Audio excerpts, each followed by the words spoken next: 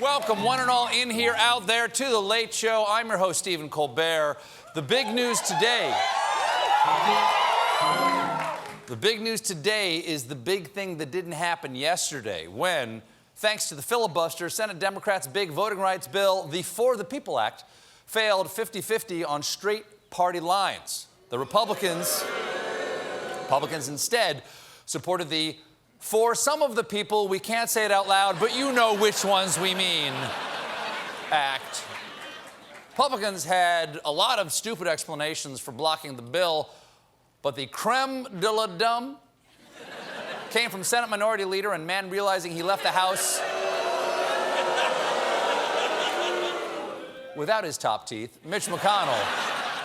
Before the vote, McConnell explained why our completely dysfunctional Senate is actually functional. The Senate is only an obstacle when the policy is flawed and the process is rotten. And that's exactly why this body exists.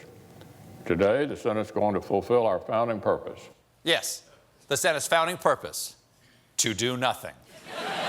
It's right there in Article 1. All legislative powers herein granted shall be vested in a Congress of the United States, which shall consist of a Senate where one wizened ancient turtle man with no regard for anything but the self-preservation of his own power shall, with his pockets stuffed with greasy bags full of money, strangle the hope of all who dare to dream of true democracy and recognize April as National Jazz Month. Congratulations. Congratulations on National Jazz Month. You got something done. You got something done. Despite the setback, Democratic Senator Amy Klobuchar vowed to fight on. So my Republican colleagues, this is not the end of the line for this bill. This is not the end of the line. And thanks to Republicans, that's something a lot of voters will be hearing.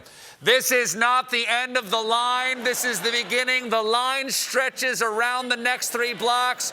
Also, no one is allowed to give you water. If you brought your own water, you should know there is no place to pee until you finish your bottle of water. Let's sunk in. In the judicial branch, the Supreme Court is issuing a flurry of decisions before their summer break. They've been working hard to fit into their beach robes. Today, the court ruled in favor of a Pennsylvania high school cheerleader whose school kicked her off the JV cheer squad after she failed to make the varsity team, and then posted a Snapchat rant showing her and her friend holding up their middle fingers with the caption, "School, softball, cheer, everything." That struck a chord. I can see why they might have thought the girls didn't have the most positive attitude for the cheer squad. This team sucks. You dumb cucks. Bite my ass. Woo. Thank you. I've been working on it. Squats. The court ruled that she couldn't be punished because her Snapchat wasn't on school grounds. The ruling was 8-1 with the lone holdout, Clarence Thomas, who later issued a scathing dissent on Snapchat. Yeah. That was Clarence Thomas. That's true. That actually happened. Hold on. I'm being told we're getting breaking news on the New York City mayoral election. In the Democratic primary, with 84% of precincts reporting, The Late Show is ready to project that no one knows anything. Zilch.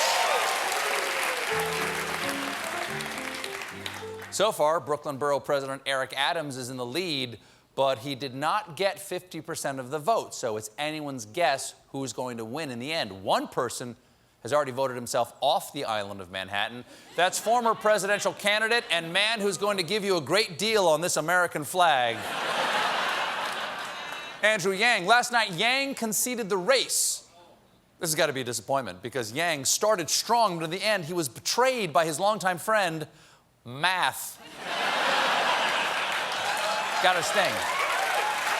That's got to sting. Yeah, got him good. Ooh. As New York gets back to normal, more New Yorkers are looking to get strange, which is why this week the New York City Department of Health updated their guidelines for safer sex and COVID, including advice on how to make it kinky. Oh, yeah! Because nothing says kinky like city guidelines. Oh, baby, I'm gonna back my car right up to your loading zone, except Tuesdays from 11 to 4. Hey, baby, you wanna bring somebody else in here and park this thing on alternative sides?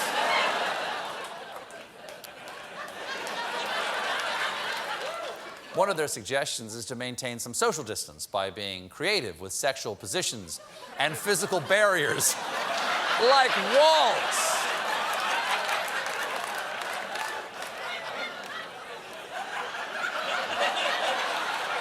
First of all, if you're able to have sex around a wall, congratulations.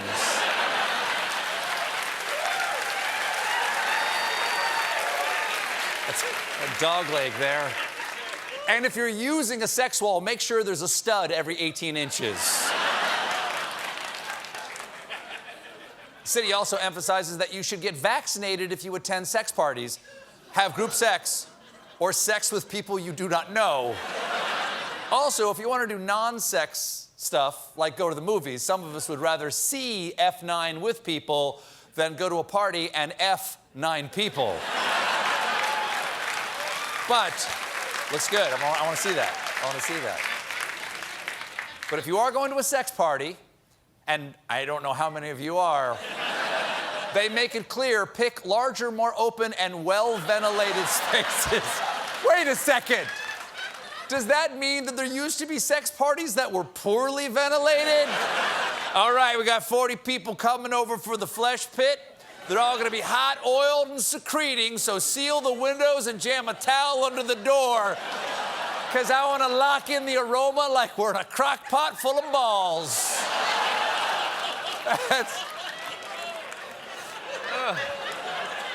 I just can't believe. Here's the thing, John, and hear me out on this one, and everyone hear me out on this one. I was a young man, a young teenager. I heard stories and rumors in the adult sex world that there were sex parties and orgies and flesh pits. Then I grew up and found out there's none of that. At least for me, and I'm in show business. But these guidelines hint to a world of wanton I know nothing about. And I'm sorry, I don't believe that these are necessary. I actually don't think that there are sex parties going on around the city. I think there's one guy. I'll give you a card. What? Stand up? No, thank you. I like the hat, though. I like the hat. I think there's one guy at the city health department who wants to have an orgy, and he goes, what if I put out the guide? Maybe that'll just start happening now. That's my theory. That's my theory. Speaking of things you don't want to smell, we have an update on former President Scooby-Coo.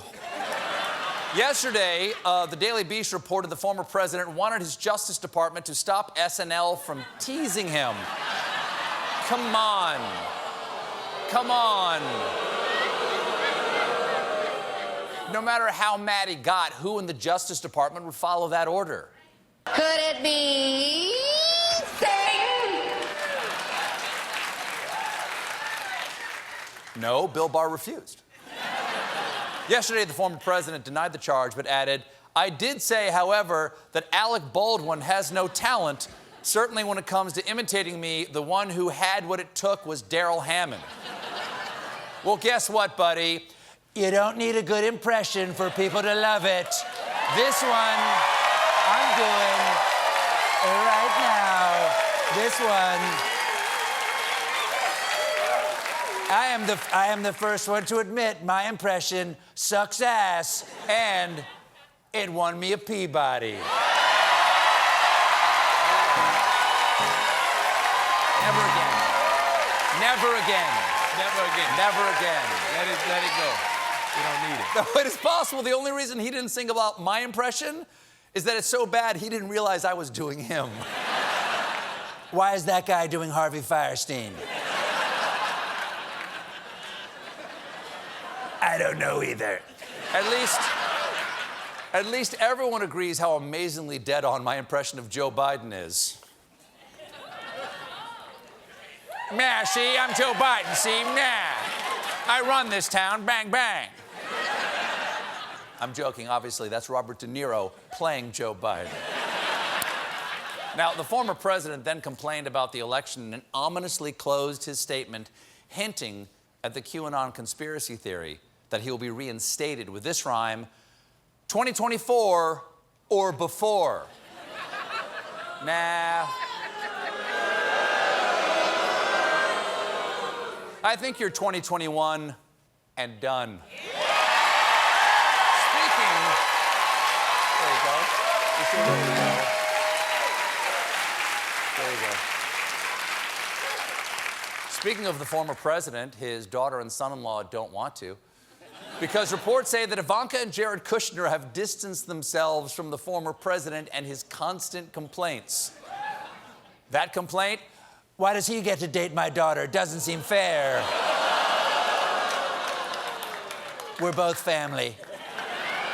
Apparently, the feeling is somewhat mutual because insiders say there is jealousy from the former president about Kushner's 7-figure book deal. Early reports are that Jared's book is going to be a lot like Jared, glossy and no spine. Out west, California is in the grip of a drought, and that's causing Sacramento's drinking water to taste like dirt. But one city official assured residents it might not taste great, but it's still safe to drink. And was immediately sued for copyright infringement by Michelob Ultra.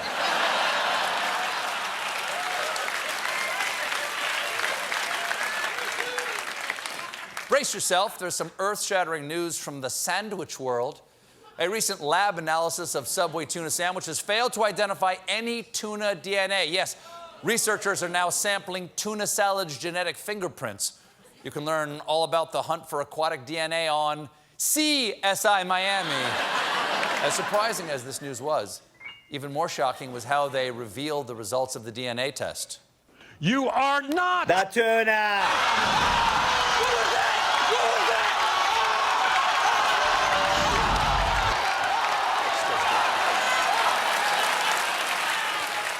We got a great show for you tonight. My guest is Stephen Colbert. When we come back,